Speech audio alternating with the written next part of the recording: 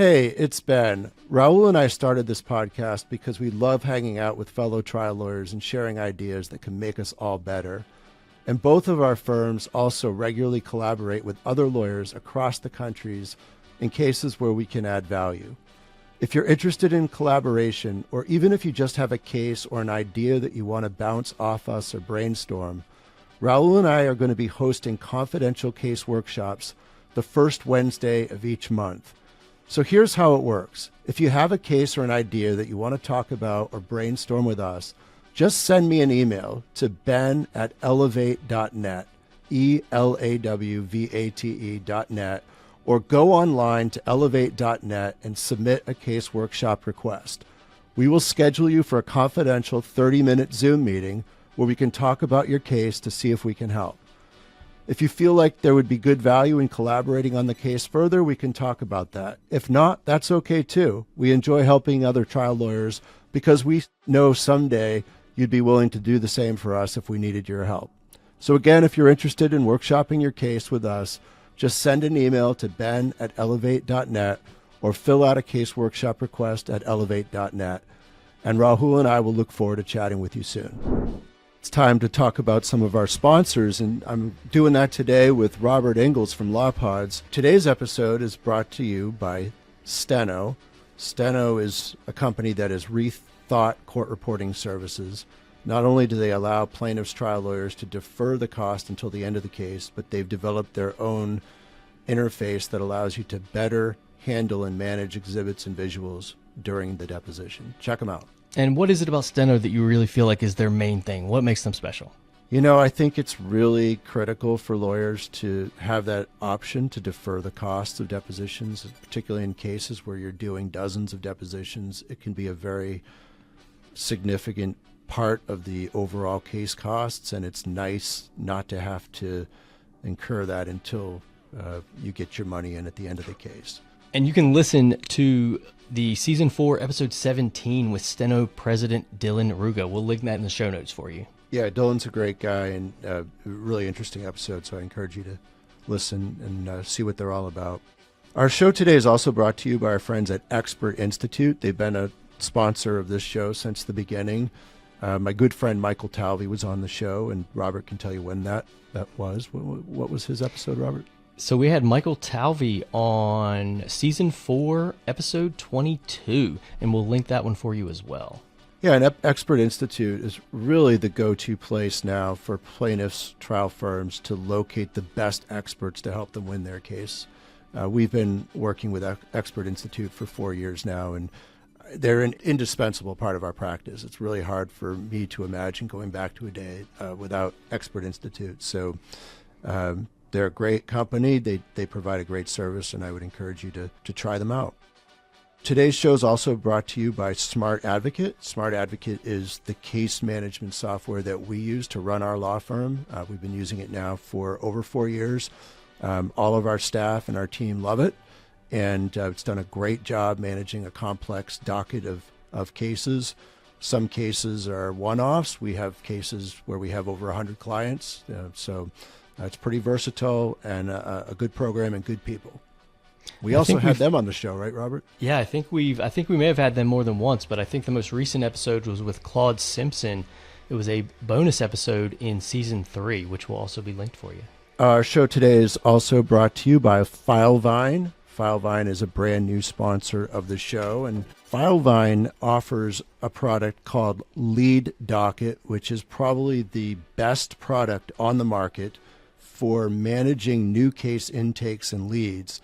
And if you're a law firm like ours that spends any dollars at all marketing to bring cases through the door, you know how important it is that you don't want to miss any of those, and you want to have an organized way to make sure your team follows up with every lead and turns any potential case into money to bring money back in the door. So Lead Docket is the best way to do that. Check it out and put it to work in your practice. And I couldn't help but notice you have a shiny new website at GideonAsin.com. Who does that for you? So our friends at Hype Legal, Micah and Tyler, we just hired them to redevelop our website. They did a wonderful job. The aesthetics are beautiful. The coding is really slick. They do a great job. It's a real pleasure to work with Micah and Tyler because unlike many of the other digital marketing firms, when you work with them, you deal directly with Micah and Tyler. You're not dealing with some young account executive that doesn't know anything about coding or your business. You're dealing directly with the principals. They're very responsive, and they've got a great eye for aesthetics. So check out our new website if you like it. Give Micah and Tyler a call, and they can do the same great work for you.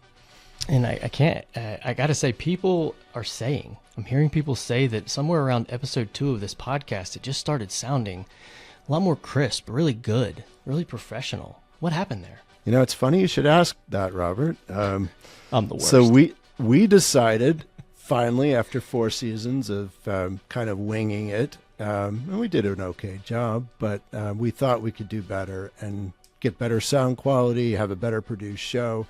So we finally bit the bullet, and we've hired LawPods to be our official producer. So not only they've been editing the show, but now they're also producing it. So you can thank the better intro, the better outro, and the better sound quality to the great folks at LawPods. And if you're a lawyer who's interested in putting together a podcast for yourself, I would definitely give them a call. They can help you out. All right, I think that's our ads. Let's get back to the content. Welcome to the Elawvate podcast. I'm Ben Gideon. I'm Rahul Ravipudi.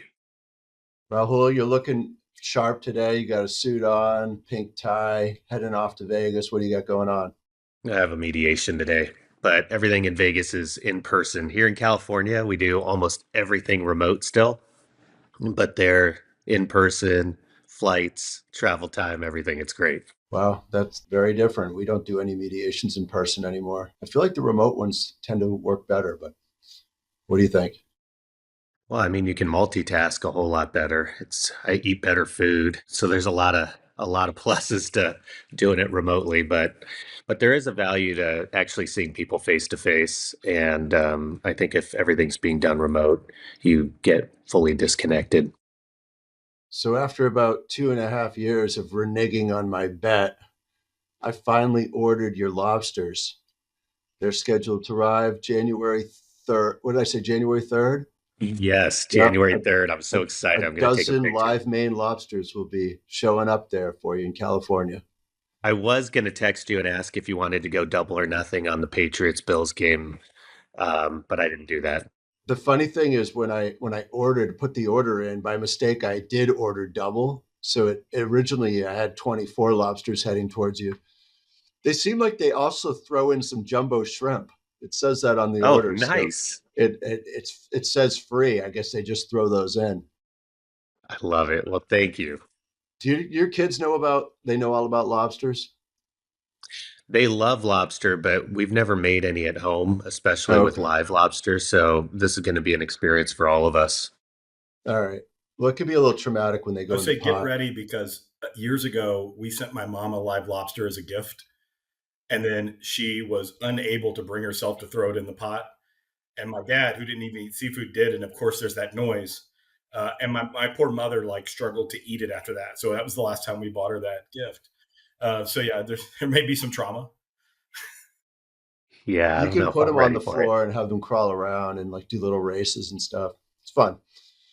All right. Well, on that note, we've bored Josh because he's gotten up and left.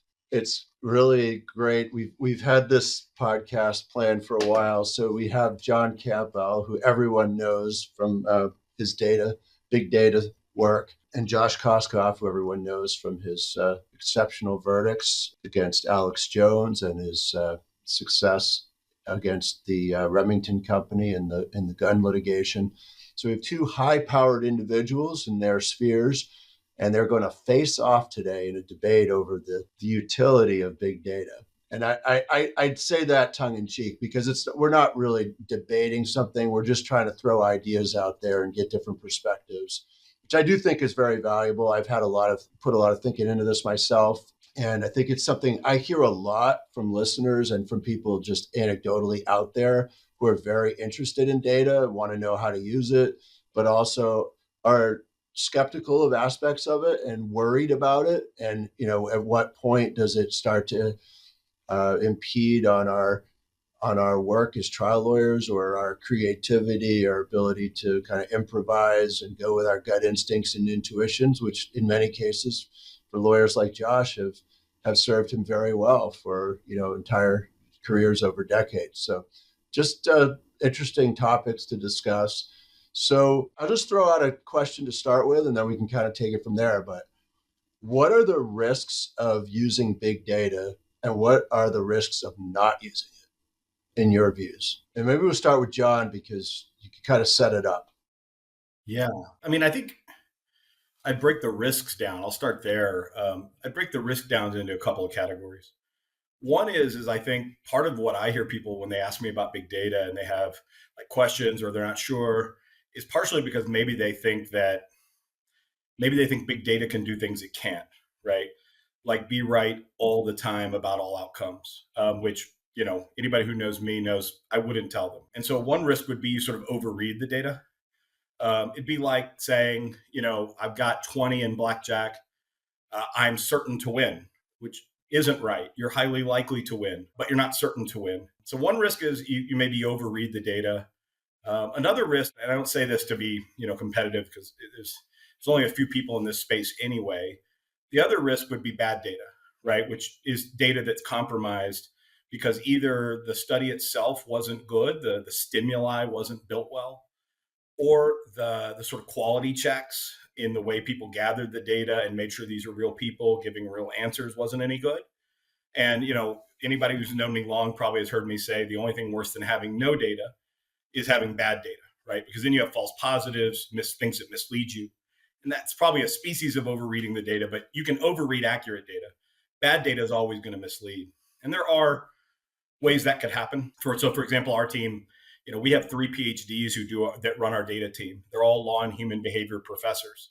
But we do that because we know that we need to be building studies that meet the sort of rigor that you'd use in academic journals, that the studies themselves have to be right, the jurors have to be right, and the way you treat the data has to be right. If you don't do that, you could really have problems. Briefly, the risk of not using it. Look, I think that for me, I see big data as another way to get information. And I think the risk of not using big data is there might be information that would have been helpful. And it's an efficient way to get a lot of information, which then to my, sort of what you mentioned earlier was, does it stymie creativity or does it keep people from acting on their instincts? I don't think so, but it certainly informs those decisions, right? And so sometimes big data, for example, will suggest creativity. So for example, we ran a study where we tested the case starting with the plaintiff and starting with the defense behavior.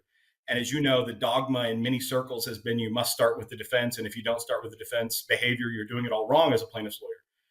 But sometimes data might suggest that you break that narrative and try it a different way because the case requires something different. So I think sometimes having data and trying different approaches to cases actually lets us explore creative paths and then maybe feel confident taking them outside of the norms. The other risk I would say is not knowing the worst facts in your case, because as plaintiffs lawyers, we are maybe the worst people in the universe to fact check our own cases because we've invested in them. We're lawyers, so we think like lawyers. We want them to succeed. We care about the plaintiffs that we represent, and we often have tense relationships with defense for lots of reasons. And for all those reasons, it might be very hard for us to look at our case and know when it has real issues. But if you show it to enough real people and there's real issues, they will show up. And so to me, another value of all data, small, big, focus groups, is to get us out of our bubbles and break our confirmation biases, which I see as one of the most sort of dangerous things in any case, is falling in love with our own case and not being able to ask our own hard questions. Josh, you have a 60-second rebuttal. I only need 10. Yeah, so risks of using, risks of not using. Yeah, I think I don't think there's a absolute, like a numerical risk to using it. I think the risk is in what it can cause you and how it can affect your decision-making and your effort. So think of it, let's assume that the data is accurate and good data, like John says, and I'm not saying this just because John's on the podcast, that's just one of the reasons, but nobody does, like I've seen John's data and it's really remarkable. But in a way, I think of how this plays out in the multivariable and exigent circumstances of a trial and a presentation of evidence. And I feel like it's equatable to a football game. So you can have all the data in the world that tells you all about the opposing defenses and what they're likely to run. And and you're the quarterback and you're on the field and you're seeing a different circumstances. And if you seed your decision making in those exigent circumstances to data, you are undermining, your biggest strength as a trial lawyer, which is to call audibles, which is to read the room, which is to gauge whether what you're seeing matches what your expectations were. And I don't think there's a way. I think if there was a way, John Campbell would be able to capture it. But there is no way to capture the real contemporaneous, in the trenches atmosphere of a trial with all of the things that are going on that you can't control, including what's going on in the jurors' lives and heads. So I just think that as long as you use the data as an adjunct and not as something that you cede all your responsibility or judgment to, I think it can be very effective. Actually, as I listen to that, I think Josh and I don't have any disagreement. I don't sense any distance between how we view it. I view it as Josh, as if you had as much data as you could, for example, in a football game, that against the blitz, you have 3 or 4 plays that are much more successful than others. Then if you see that the team is blitzing far more than you expected and you prepared for, when you audible, you might audible to the plays with the highest success rates. Right. And so similarly, if we studied a case and we know that this evidence about the expert may or may not come in, and we know when we test it in and out, it changes the case. We also know that the plaintiff is an iffy witness, for example.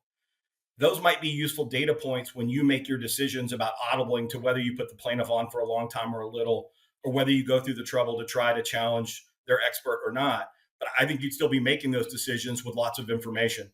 So in that way, you and I think, see this the same. If you walk in like a robot and say, well, the data told me to do X, I will do it, even if it seems stupid and isn't working. Yeah, that'd be like continuing to pass, out of the gun against a blitz and taking 10 sacks. Yeah, and the other thing I would add, and I thought we were really disagreeing on anything. And when I heard you speak, John, I realized that where my mistake was, you are not in any way, you're using it as a tool, as one of many tools in the arsenal of the trial lawyer. And it's also, I think of it a little bit like a play. Like if there's a well-written play and you have actors sitting on a stage in chairs with no set, and they are reading the play in a way that's very not engaging or not emotional, but it's emotional language. It's not going to hold the audience. It's not going to be gripping. It's not going to make you feel something. And so, you can have all the data in the world, and and to your point, you might as well increase your chances in a way that makes you feel comfortable, right? But you can't capture that second part. So what I think it's important for anybody to take into consideration is that that's a part of being an effective trial lawyer, but it can't capture the biggest weapon you all have, which is your authenticity, your heart, and I'm a big believer that we overrate what we say and we underrate how we say it or how we present. And that human decision-making is not based on, rational, often based on it's run through our emotional brains. So in that sense, if you combine the data with some emotional appeal and authenticity. And I don't mean cheesy emotional appeal. I mean feeling it. I mean believing in it. I think that could be a very powerful combination. Josh, I know that you've been sort of getting to experience or get exposed to some big data, but have you used big data in any of your cases yet? And if not, what's your ongoing hesitation? Well, I haven't, and that's why I can speak so authoritatively about it.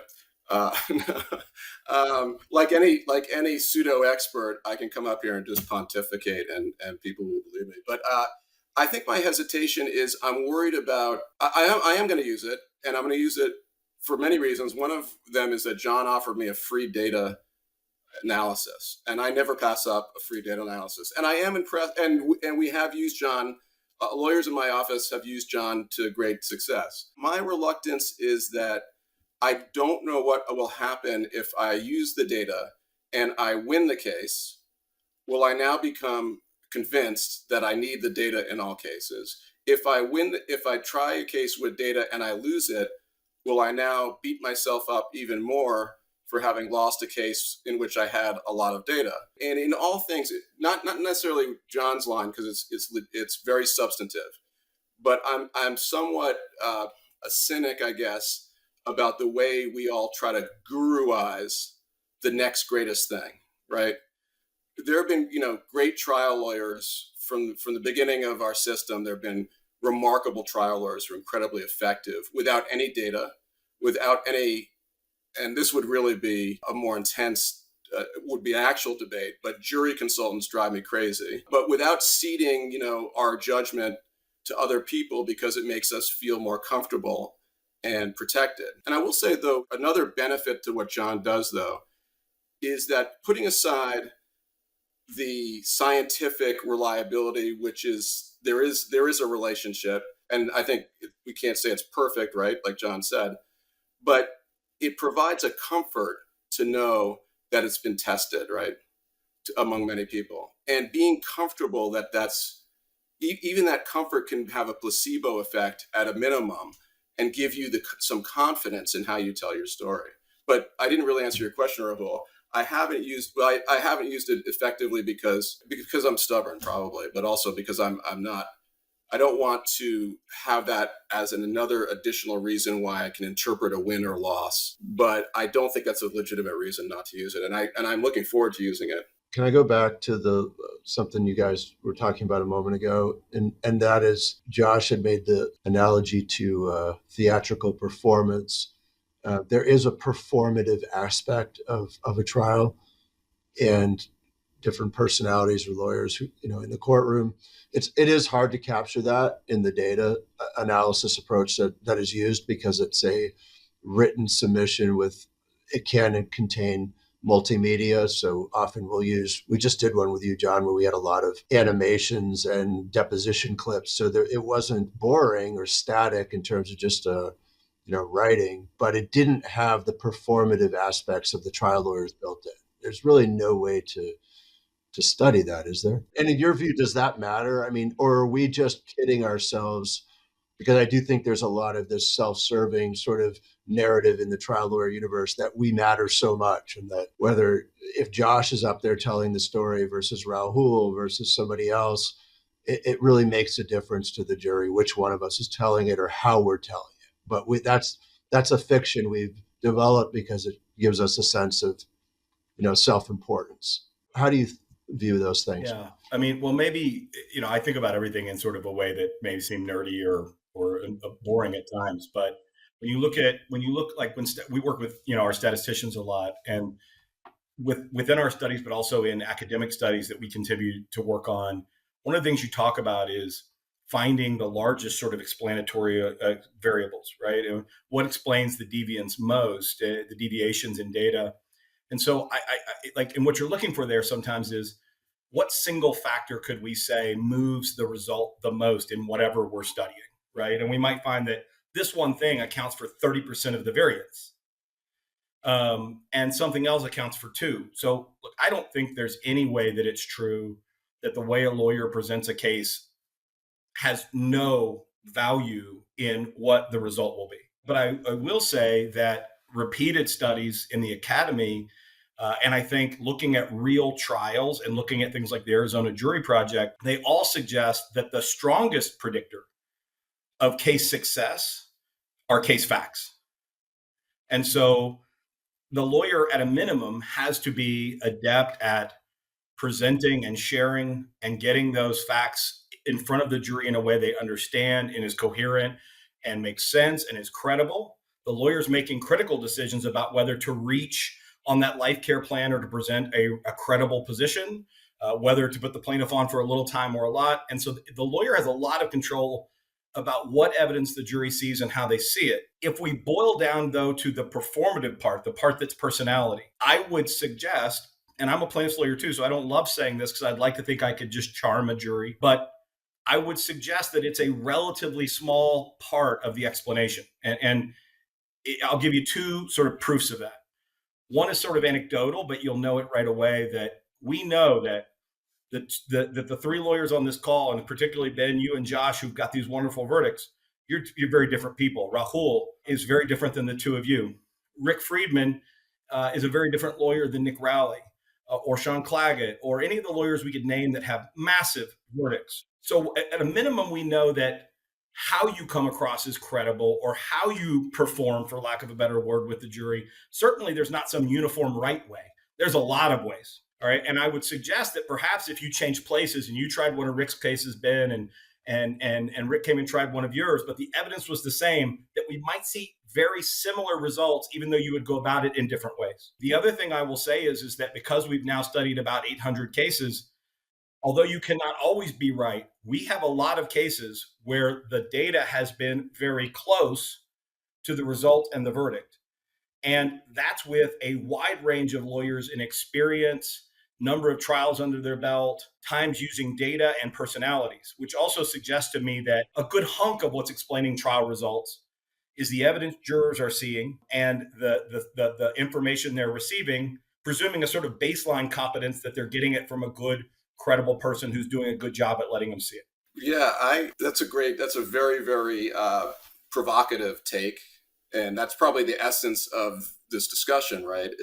And there's a certain amount of, I guess, narcissism that we have as trial lawyers, or even discussing how we understand human decision-making in such a complicated and specific instance with so many factors. There's almost a blind, narcissism maybe is too self-critical, but there's almost a naivete in convincing all of us that we can predict to some reliable degree what has eluded, science for centuries, which is, why do people make certain decisions in competing arguments? Why does somebody vote for Trump versus Harris? What I think, going back to what I said earlier, what we need is not, maybe it doesn't have to be true that we can do that. But we have to have some confidence that we can do it to convey in an authentic and way, the sides of our case. And I would say that, I remember seeing Tom Girardi speak before, he fell on some hard times. I'm really intrigued where this example goes. Yeah, maybe I should shut it down right now. But Tom said something that I thought was really interesting, and I don't remember the exact numbers. Let's say he said that 90% of cases tried in Los Angeles or California a given year, the facts were not in dispute, but the story is in dispute. How do you put those facts together is in dispute. So my take is a slightly different, which is that the facts, yes, the facts, of course they matter, but the story matters more than the facts, because think about the cases, Ben, that you tried recently, or any cases along in your catalog of wonderful cases. I mean, you're mostly arguing about right and wrong. What about what view of the same set of facts, in a different angle in the same set of facts? The facts themselves are somewhat rarely in dispute. And so that tells us that there's something more in play than simply who has better facts. And the other thing is that what I love about what you said, John, is that you're kind of subtly implying what I believe, which is that we overrate jury selection to a degree that is, in my mind, unfathomable degree, that the prediction, the vast majority of jurors, are going to be, and as a collective, are going to be a wash compared one to the other, because your sort of results require sort of a neutralization of the jury, right? You're not. No. So actually, we found another thing we disagree about. Because I don't actually think that jury selection is overvalued. I think that there's pretty good research. I was a co-author on one of the papers published in this journal called Law and Human Behavior, and I was the dumbest person on the paper. The other profs were from Cornell and Stanford and Arizona State, and one of those people at Arizona State stopped going to Cornell. Really smart people, and me. But one of the things we found is that there was a good hunk of people who had deeply held beliefs about the legal system, some that would favor plaintiffs and some that would favor defendants, but that were highly predictive of the fact that they were much more likely to either vote for the plaintiff or the defense. I'll just give you one example that I thought was scary. If a person strongly agreed in jury selection that there should be a damage cap, that if they were in the king of the world or queen, that they would have a cap on damages regardless of the case. And they strongly felt that. They were 3 times as likely to vote for the defense on liability. They weren't just hard on damages. They had a deeply held belief that made it harder for them to process information. And so I think by extension, if you sat a jury of only those people, the defense would win far more often than if you excluded those people. And so I would say that I think that in selection, there are some people, and it's not always for the defense, right? It would also be for the plaintiff sometimes, that almost can't reach another decision than for plaintiff or for defense.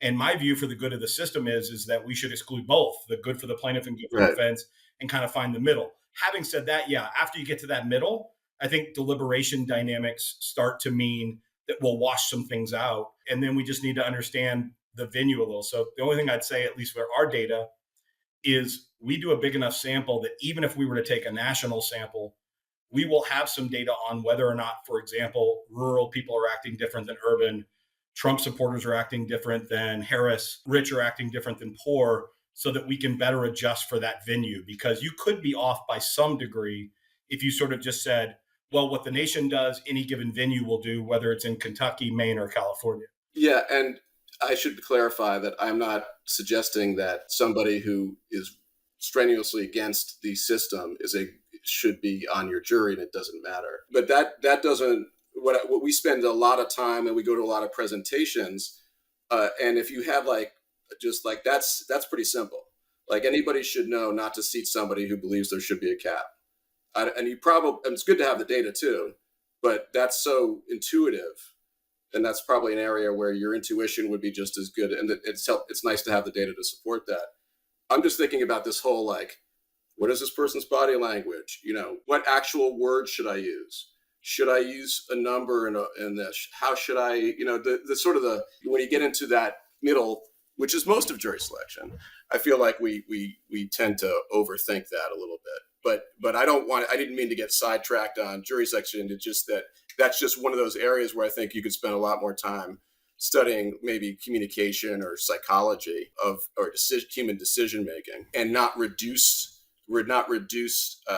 to something somebody says and predict based on that one thing, how they're gonna vote, 2 weeks down the line after hearing all your evidence and meeting your plaintiff. And the other thing I think, and I'm curious, John, whether you've even attempted to, or whether you can replicate in any of this data what I'll call the likability or the accessibility of a plaintiff, because we've all had plaintiffs where we kind of understood that we would have to really screw up the case to lose it because the plaintiff was so great.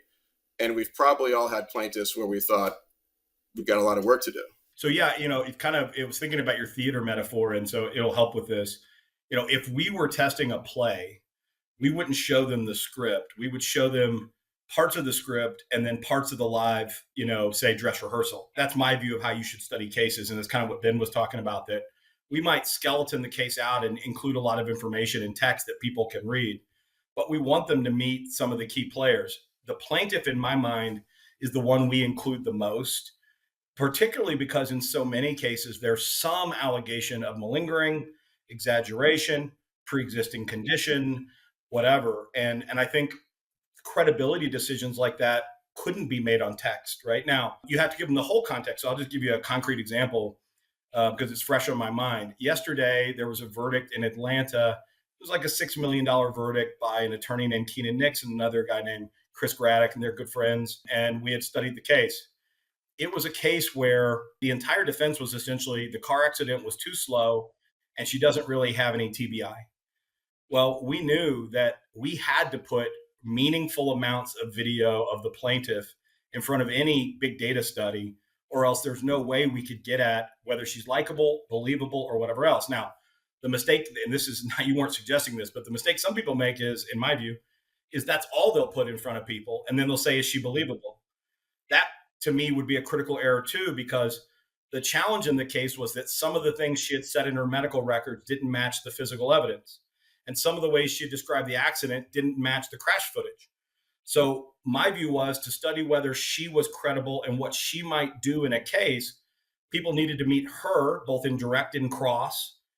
but they also needed to know that she had said some things that might be inconsistent in her medical records, because they were going to make a credibility determination about her, not just on how she presented or whether they liked her, but it holistically. And what we found is that she was okay, but there were some things to work on. And so it's a perfect example of where the data did not end up being highly predictive of the value. And we didn't expect it to be, because they made radical changes to the case based on some of the things that defense jurors were telling us were real problems. And it led to building some demonstrative exhibits to help show changes before and after the accident, and to really establish the timeline for her change, to find more neutral witnesses. And they cleaned it up and got a much better result than they would have, I think, earlier on in the case, because they worked really hard at it and did a good job. And so, yeah, to me, credibility of witnesses, all those sorts of things are things that we have to take into consideration when we study them. But I do want to leave sort of clear from talking about this that a lot of that stuff you can study, right, if you're careful. And so if I were studying a Broadway play, I do think that if we took 30 minutes of that play along with some context and showed some of the scenes from different acts, and 80% of the people looked at it and said, this sucks and I'll never go watch it, that would make me feel different about the play, rightfully, than if 80% of the people said, I love it, and when can I buy a ticket? Right. And so that wouldn't maybe make our final decision on whether we move forward with it, but man, it'd be useful information. Take your playbook to the next level by joining a legal network of all-stars at psrplaybook.com. psrplaybook.com is a free digital legal library created exclusively for plaintiff lawyers by the nationally recognized personal injury law firm of Panish Shea Ravipudi LLP, and features video content showcasing the tactics, strategies, and concepts implemented by some of the industry's most successful trial attorneys. PSRplaybook.com promotes learning, shared knowledge, collaboration, and best practices. Get in the game and see for yourself by joining our national network of plaintiff lawyers. Subscribe now at PSRplaybook.com and learn from the best. I don't want to get in the middle of you guys are doing. It's very interesting to listen to this. I can throw out some ideas.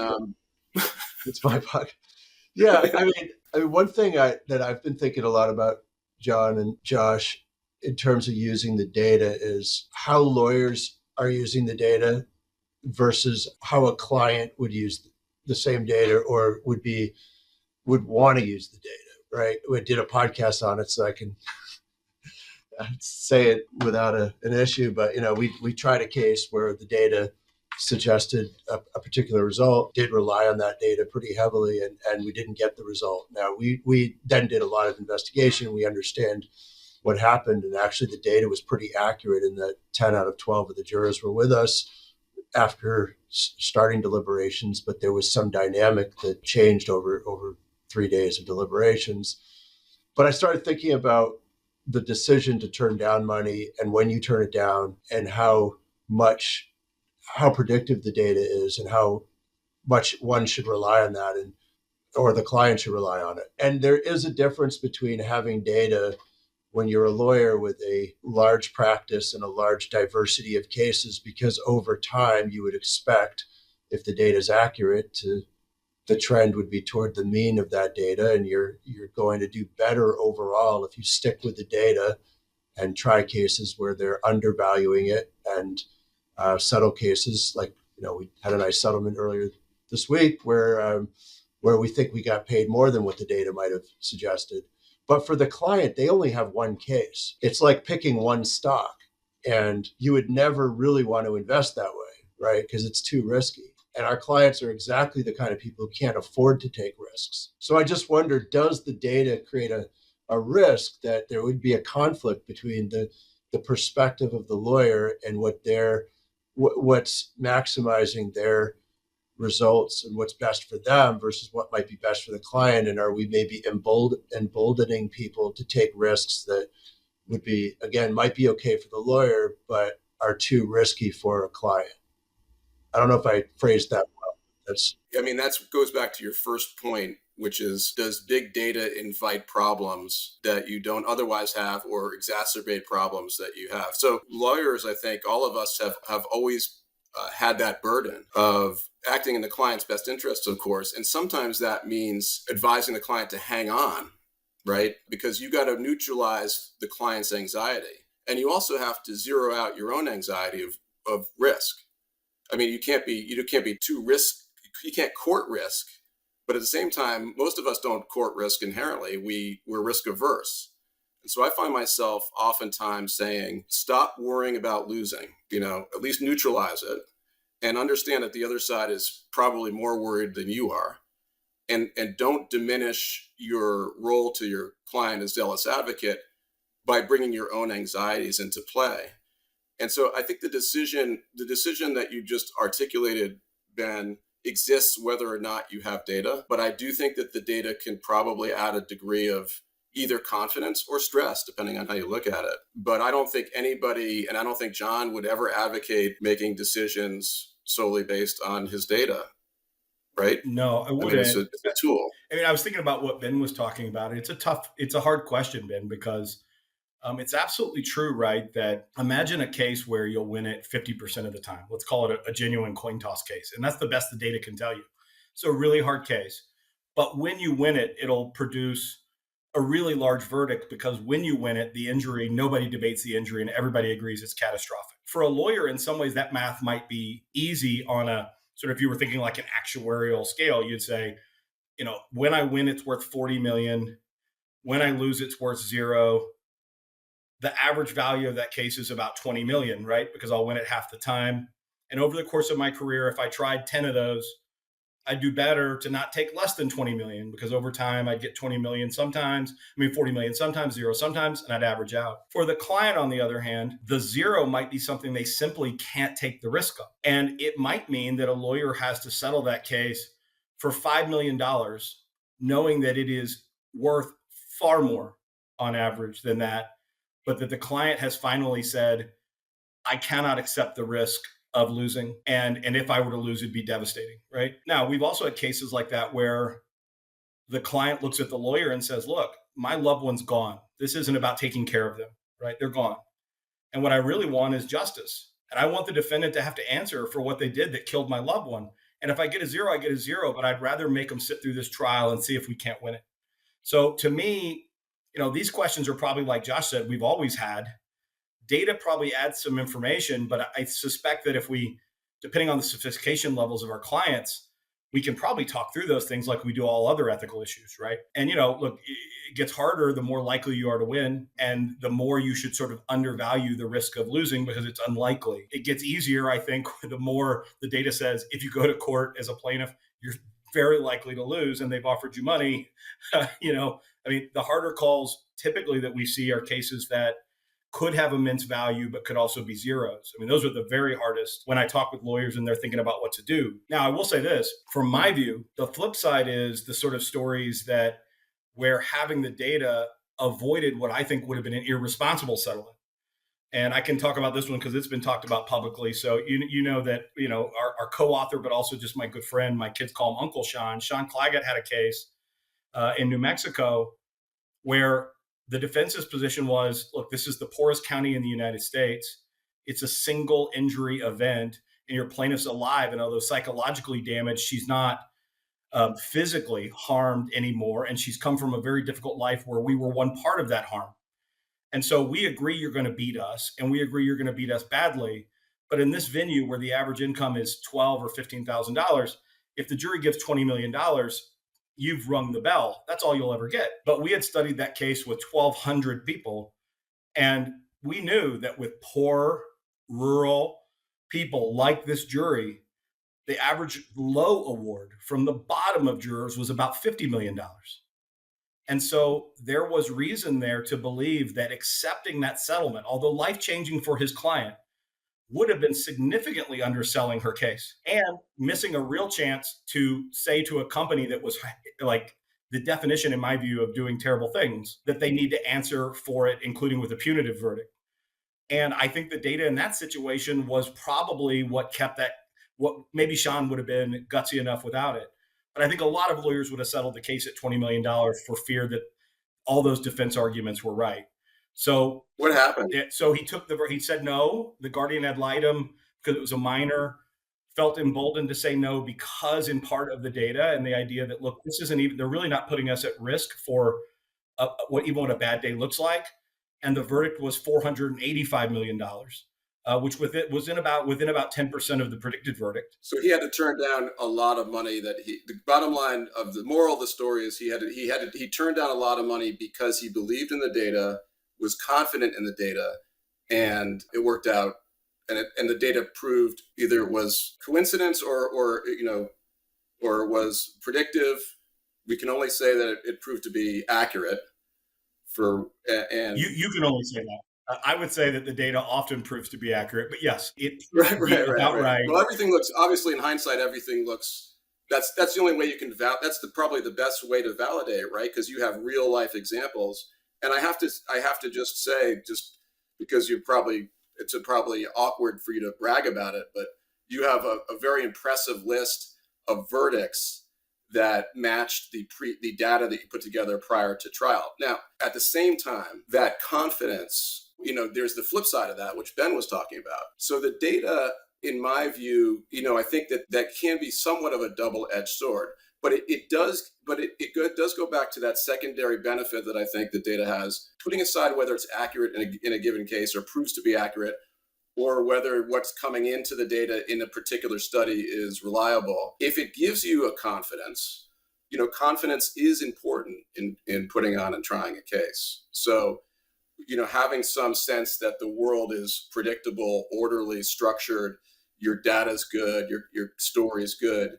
helps in actually projecting that and persuading a jury probably. And the other thing is that, it has a great value, I think, in terms of settlement, because I think you point out that you can share the data if you like the results with the other side, right? And now they have a problem, but I hadn't thought, and I don't think it's a problem, but Ben, you were almost getting at, and I think this discussion almost begs an ethical question of you pay us, you hire John or some, and I would only hire you, John, and because right now you're not charging me anything, but you get the data. Are you obligated to share it with your client? Are you obligated to say this study of X amount of people said that an average verdict was going to be $1 million? The company's offering 500,000, or I don't think so personally, but I'm not sure it's a black and white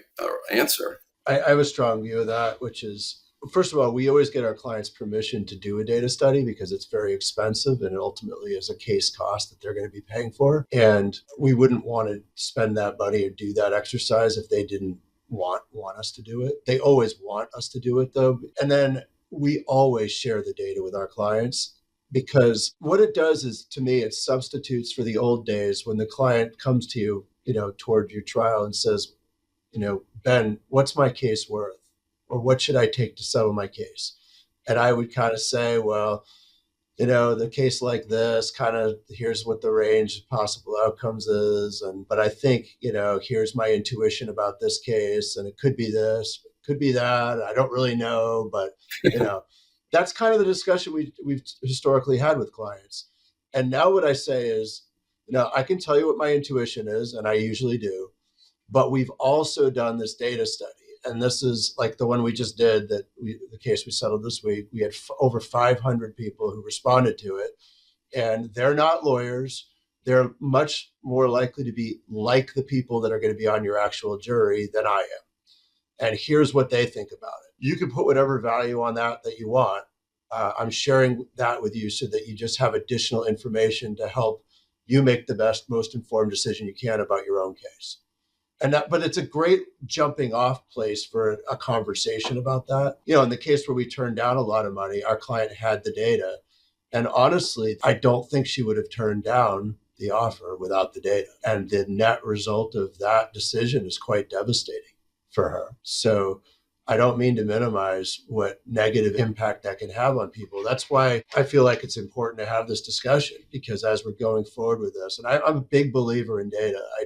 I believe in it, not because I think it solves any problem or substitutes for anything, but I think, Josh, you would never respect a football coach who's not watching film and isn't studying the game. and comes up with a game plan without information or data. And if you go back to the Mo Levines of the world and the people that were successful at whatever era they practiced, they were using the best cutting edge technology and data they had at the time, but it was just different. They might have been focus grouping it around a family gathering or at a bar or doing something more informal, but they had a way of informing themselves about their case and planning strategy based on it. And I'm a believer in having maximum knowledge and information, and then it's up to you what you want to do with it. I actually don't think that. I slightly don't think that's true in my view, because I think what the greats were doing, the Mo Levines of the world and the Clarence Darrows, I don't know, fill in these great lawyers, and my grandfather was part of this, of he called it cerebrating, that their data was not what we would call data. Their data was in talking about how to persuade, right? And they didn't have they didn't have the benefit of data probably that we have, but they also didn't have really the burden. So it was a different way of addressing this question of how do I best advocate this story on behalf of this worthy client who's turned to me. And they spent a lot more time discussing and thinking and debating instead of yielding to data. And that's not just it's not just a benefit and a burden in our profession. It's a benefit and a burden across the board, where I think that you asked at the beginning, what is the risk? And the risk is that it distracts from the part of the job that is really intellectual, cerebrating, discussing, thinking about the jurors in a different way. But that's why I think its perfect use is as part of the toolkit that you never had before.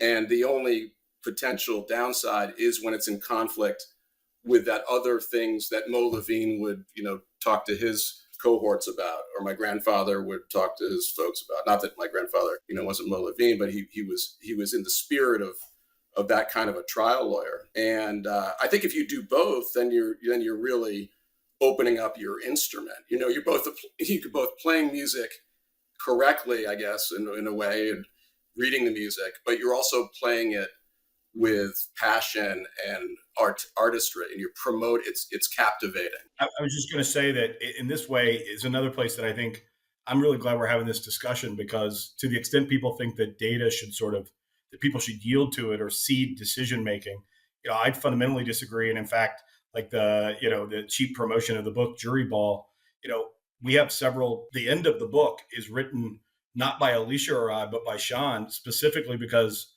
what we wanted to say was, even if you have good data, what you must do is then go workshop your case. You must bat it around with people who are going to challenge you.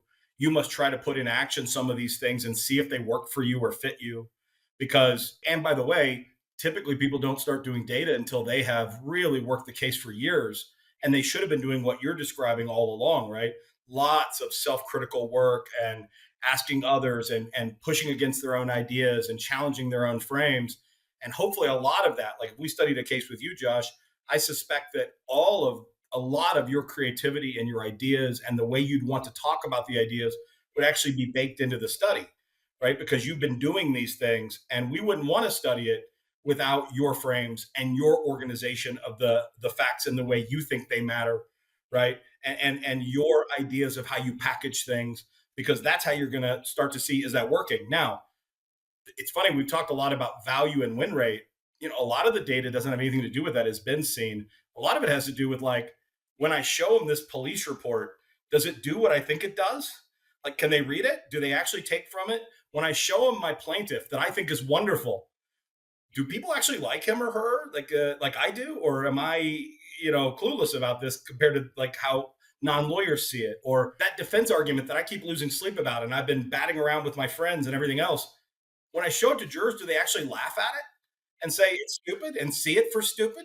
So that maybe I can sleep at night about that one. And I've had a different problem. And then there's lots of just open-ended feedback from jurors where they're saying in their own words what else they need to understand this case, why they were confused. And so to me, the cold data of win rate and value often matter for settlement and sort of final decision making. But for all the cases that go to trial, I often hear from lawyers like, look, the most useful thing to me was figuring out the top defense issues and reading the defense jurors' comments because I was struggling to get in their head because for me, this is so obviously wrong what the defendant did. And so, I would say like, yeah, I think used correctly, data should fuel being creative and challenging yourself and working on the case. And ideally, it would be an iterative process where you learn stuff and check and see what real people think about your case that aren't lawyers. And then you go do what you're talking about some more. And then you say, I think I found something here. Let's see what real people think about it.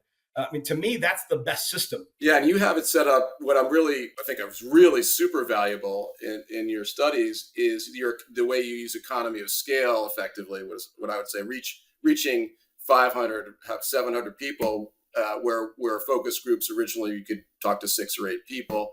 And I like the part where you can read people talking about or writing down what they think about the case in their own words. Because I always thought that the best value of a focus group was watching them and having them talk about the case and seeing how they described your case, because I thought to me, that made the most sense as being really valuable to how to connect to a jury. And you can do that. You're not limited like we are. And that is very valuable. And you're right. I think the shiny object is whether you got the number right? And how close it was. Yeah. But I think that the value to me in your studies is everything else of equal or greater value, because you can then take that and use it again to the extent that it jives with your views and it makes sense to you. And if it doesn't make sense and it's overwhelmingly against something that you feel is right, either you choose to be humble and yield yourself to the data, or stubborn and not. And maybe you're right, maybe you're wrong, but the data would, if you go against the data, you probably do so in certain cases against, at your own peril. But it's complicated. It's complicated, and I think the caveat is that it's available. People should use it and use it as part of an overall kit that they employ to best serve their clients, in my view. Yeah, and that's why I'm looking forward to giving us big data. Big data. Right. Me too. And yeah, I think we agree completely on the limitations in use. Is the defense side now doing this too? Yeah, they are. I don't think we have a good sense of exactly how broadly, but I can tell you that for reasons I can't name, I won't go into great detail, but I will tell you we had a case not too long ago where our attorney, the attorney we were working with, brought a data study to mediation and said to the mediator, I'm going to show you a somewhat sanitized version, but I want to talk to you about my, sort of win rate, value, fault, and the fact that I've had 400 real people look at this case. And this is why I'm thinking it's in this range of value. The mediator basically came back a little bit later and said, well, the defense has also done this, and there's significant overlap in your numbers. And the case settled about 30 minutes later because both sides had looked at it and come to similar value conclusions, at which point there was no reason to sit and fight. And I can also tell you that we know of some firms. One of the first I saw was in Denver, Holland and Hart, that was openly advertising and hiring PhDs in human behavior and statistics and things like that, and marketing sort of as a way to compete with other defense firms, that they do a lot of law and human psychology, and they have new ways to look at cases and explore them and understand them. So I think it's coming. I think of the defense bar industry as like a muscle-bound giant who struggles to touch its toes. So I think they move, really slowly. They're big and strong, but not real agile. And so I don't think they're adapting very quickly. But I do think that we're starting to see signs. I will also tell you, we get a call a week or two from defense lawyers wanting to study cases. So they're starting to see that plaintiffs do it and would like to do it. Now, we won't work for defense attorneys, so I politely tell them no and send them on their way. But we get those calls. And I've even been at a couple conferences now where somebody from the other side was invited to speak in kind of a limited capacity, like a rep for a big trucking company who helps settle their claims, came to a trucking conference. And, she was sort of crossing the line to say, but we will work with you to settle the right cases or whatever.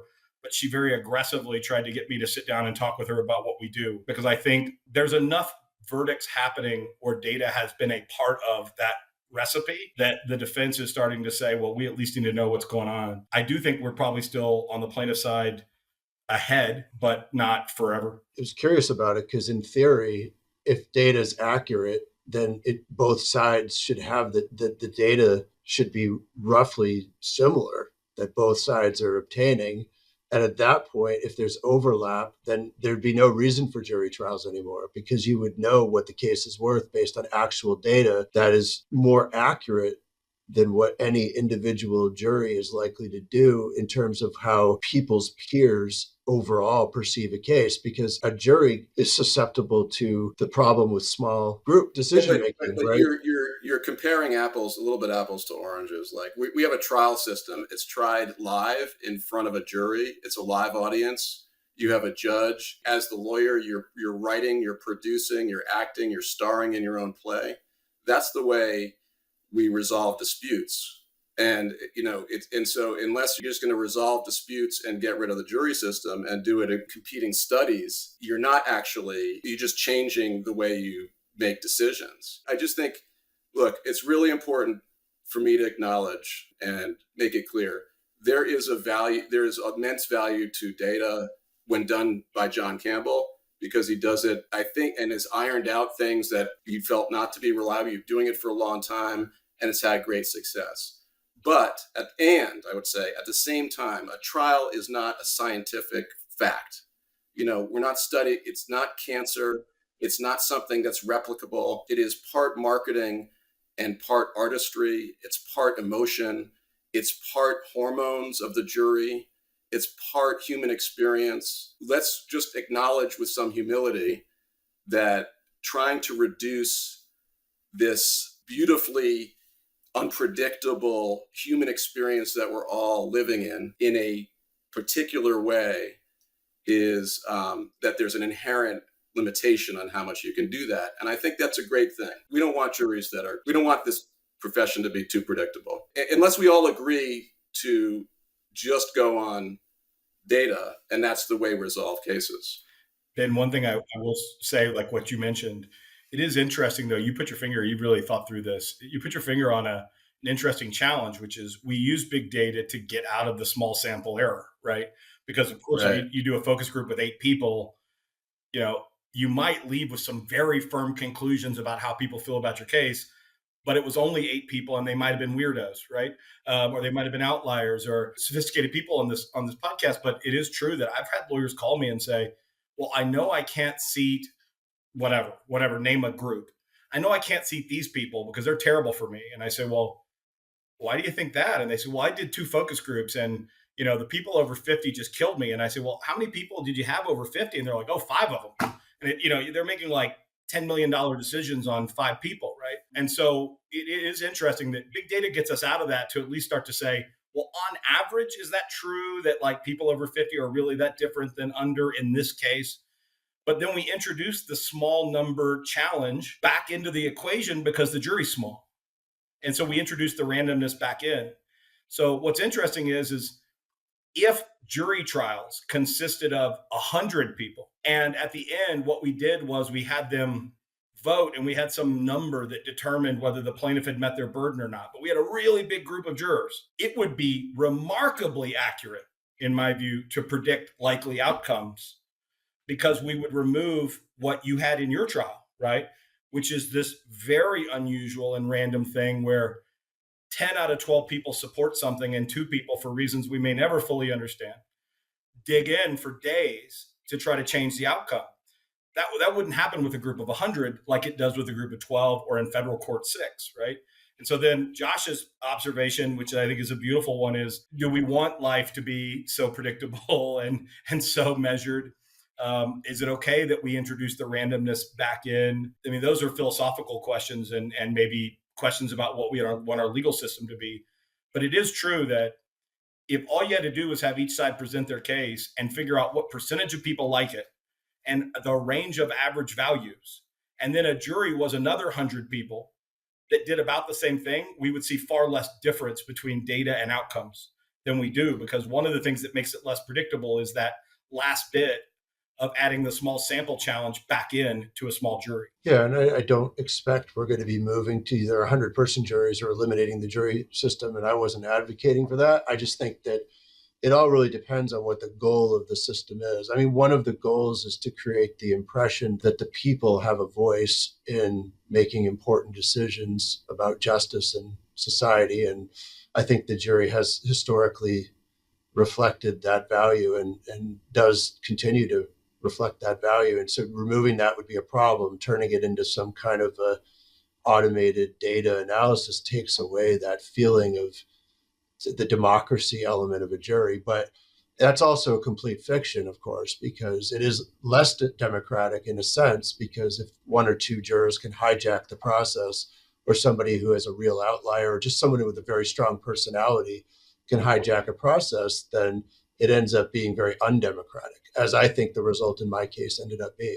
Yeah. But that's just arguing from one bad outcome. It could have been a bad outcome in the other direction, and it would be in a different case. So it's just really a fascinating discussion to have, and kind of raises a lot of the kind of philosophical underpinnings of what we do and why we do it and what the purpose of it is. You know, Ben, could I flip one democratic idea that I think might split the difference here?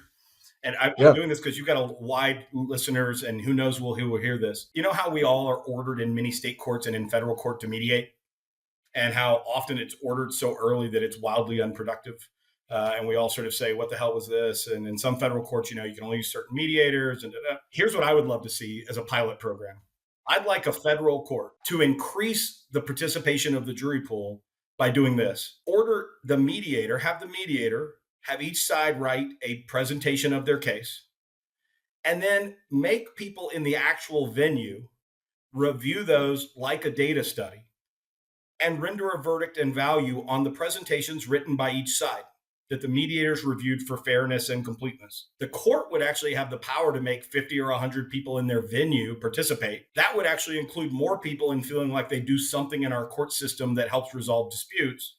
And the mediator in that system would be armed with information about what people in the venue did with the case when they talked with the two sides. And neither side could say, yeah, but it was a straw man argument, because they wrote it. And so we would settle more cases in those mediations. We would involve hundreds of thousands or maybe even millions of citizens in some form of jury decision making. And we might stop wasting our time at mediations where all we do is eat a bad sandwich or log on. That would be interesting study. But my last thing that just dawned on me is just an idea that I'm having that maybe tomorrow I will think has no merit. But, is justice really just about facts in a case? Like, is it really about who has the better case? Or is it really also about an emotional component? Isn't at the end of the day, justice really as much an emotional thing as a factual thing? And so I think that this is why I believe that the data is half of it, or the substance and facts are half.